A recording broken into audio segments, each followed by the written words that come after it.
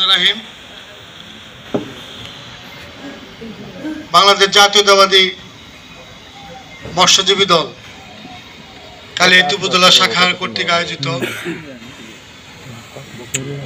৪৬তম প্রতিষ্ঠা বার্ষিকী উপলক্ষে আজকের এই আলোচনা সভা এবং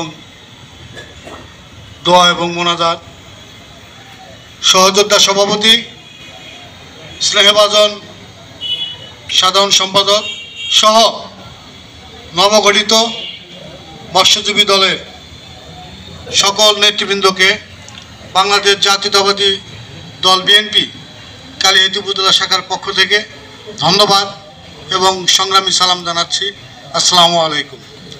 সম্মানিত উপস্থিতি, আসলে সংগঠন করতে চাইলে যদি সাংগঠনিক দক্ষতা থাকে, সংগঠন করার মতো মন মানসিকতা থাকে, যে কোনো সংগঠন করে নিজেকে এবং দলকে কিছু দেওয়ার পরিস্থিতি তৈরি করা সম্ভব।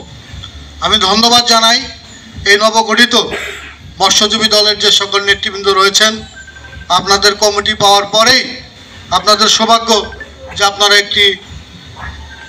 সেই কেন্দ্রীয়ভাবে একটি প্রোগ্রাম করার সুযোগ পেয়েছেন। আমি আপনাদেরকে অনুরোধ করব যে অতি দ্রুত আপনারা একটি উপজেলা মিটিং করে প্রত্যেকটি ইউনিয়নে কর্মী সভার মাধ্যমে আহ্বায়ক কমিটি দিয়ে এই দলকে সুসংগঠিত করবেন।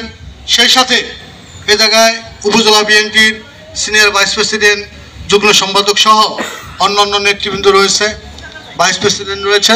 আমি ওনাদেরকে বলবো এই সংগঠনকে সার্বিকভাবে আপনারা সহযোগিতা করবেন।